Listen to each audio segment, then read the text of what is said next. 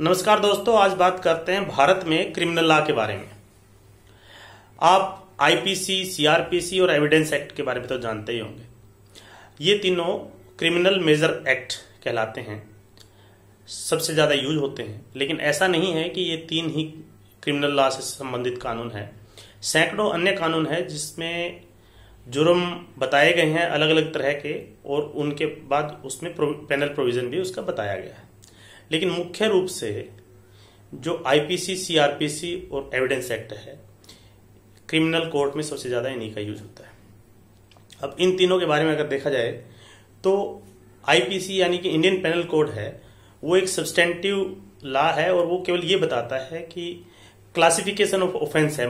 अगर major view उसका लें तो कि उसमें ये बताया गया है कि कोई भी ऑफेंस है तो वो किस तरह का ऑफेंस है और उसमें कितना पेनल प्रोविजन है, कौन उस पर्टिकुलर ऑफेंस में ट्राई करेगा और उसमें क्या सजा दी जाएगी, मिनिमम या मैक्सिमम जो भी होगी। तो अगर आईपीसी को शुरू से देखें तो उसमें 511 जो है सेक्शन है और उसमें पुनिशमेंट के बारे में बताया गया है, जनरल डेफिनेशंस दी गई हैं, एक्सेप्शन बताए गए हैं कि कोई अगर नॉर्मली ऑफेंस है तो उसमें अगर ये एक्सेप्शन में फॉल करेगा तो ये आप जुर्म किया हुआ आपके द्वारा नहीं माना जाएगा। इसमें इस तरह से क्लासिफाई किया गया है जुर्म, जो पेनल ऑफेंसेस है उनको, कि जो देश के खिलाफ किए जाने वाले जुर्म, आम आदमी के द्वारा या सिविलियन के द्वारा आर्मी के खिलाफ किया जाने वाला जुर्म, या जो एक शांति को भंग करने वाले कौन से ऑफेंस हैं, सरकारी कर्मचारी के काम में बाधा डालने वाले कौन से ऑफेंस है, कोर्ट में जैसे परजरी या झूठी गवाही, एविडेंस फैब्रिकेट करना, इस तरह के जो ऑफेंस है। लेकिन जो सबसे मेन इसमें दो जो आप देखेंगे जो पेनल ऑफेंस जो है, वो एक है ह्यूमन बॉडीज से रिलेटेड, जो कि 299 से 377 तक जो सेक्शन है उसमें वो शुरू मतलब फॉल करता है, जिसमें murder, culpable, homicide, suicide, abetment नहीं, अटेम्प्ट टू मर्डर, और फिर अबॉर्शन से संबंधित ठगी, grievous hurt, simple hurt, confinement, restraint,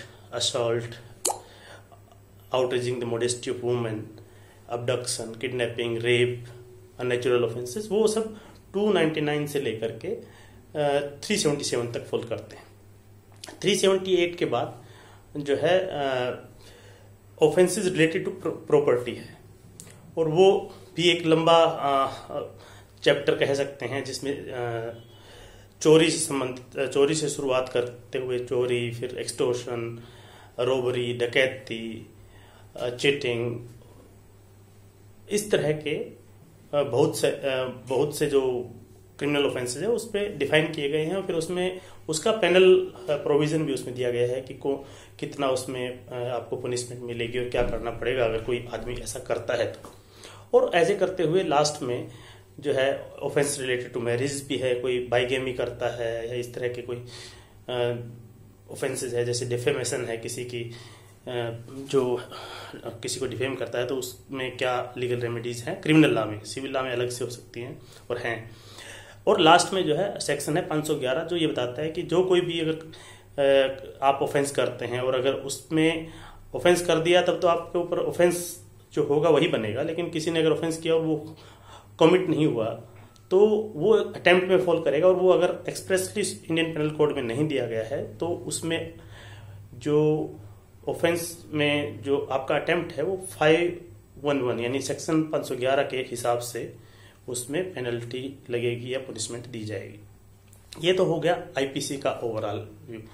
ये क्या है, इसका केवल और केवल सब्सटेंटिव लॉ होने के चलते केवल प्रोविजन आपको ये पता चलता है कि अगर ये ऑफेंस किया गया है तो ये कौन सा ऑफेंस है, इसमें कितना पेनल प्रोविजन है, कौन इसको ट्राई करेगा, किसके कोर्ट में, सेशन कोर्ट में होगा, मजिस्ट्रेट कोर्ट में होगा, कहाँ पे ये ट्रायल चलेगा।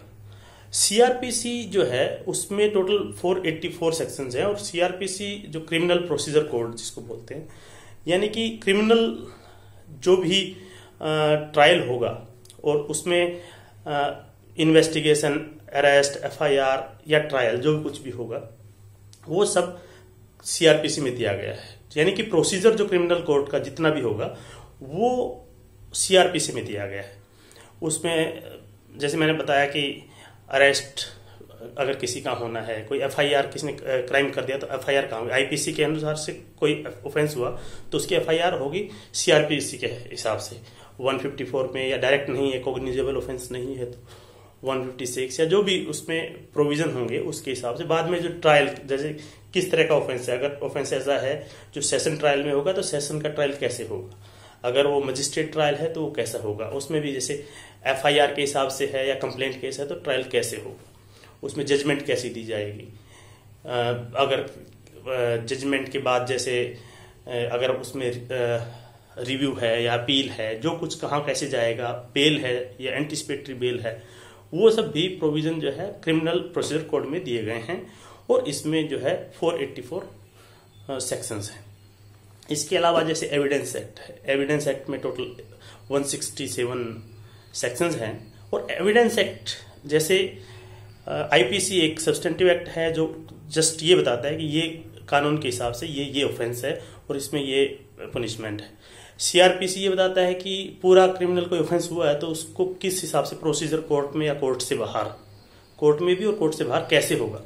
लेकिन एविडेंस एक्ट मेनली कोर्ट के अंदर यूज होने वाला एक्ट है, यानी कि अगर कोर्ट के अंदर जैसे एविडेंस होनी है तो किस तरह से होगी, वो होगी या नहीं होगी, अगर कोई एविडेंस है तो वो प्रूव हुई या डिसअप्रूव हुई, या इस तरह से कोई भी चीज किसी को कोई गवाही दिलवानी है तो वो दे सकता है कि नहीं, कॉम्पिटेंट है उस काम को करने के लिए या नहीं, उस तरह एक्सपर्ट होगा तो कैसे देगा। तो उस तरह की जो बातें जो कोर्ट की चार दीवारी के भीतर होंगी वो एविडेंस एक्ट के अनुसार होती हैं।